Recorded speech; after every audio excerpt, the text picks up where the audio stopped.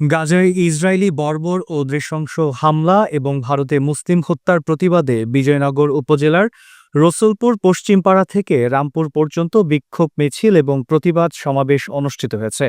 সম্মিলিত মুসলিম জনতা এই প্রতিবাদে অংশগ্রহণ করে বিশ্ব মুসলিম এক হওয়ার আহ্বান জানায়। মিছিলটি ঢাকা সিলেট হাইওয়ে রোডে 10 মিনিটের জন্য অবরোধ করে।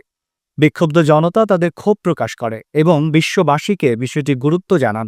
বক্তারা বলেন, গাজায় মুসলমানদের রক্তের বন্যা বইছে, মসজিদ ধ্বংস করা হচ্ছে, আর ভারতে মুসলমানরা জুলুম নির্যাতনের শিকার হচ্ছেন।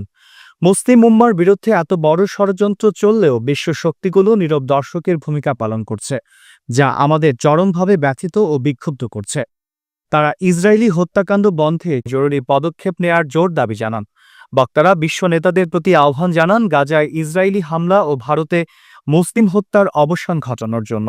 এছাড়া ইসরায়েলি ও ভারতীয় পণ্য বর্জন এবং তাদের সাথে সব ধরনের সম্পর্ক বিচ্ছিন্ন করার হুঁশিয়ারি দেওয়া হয়।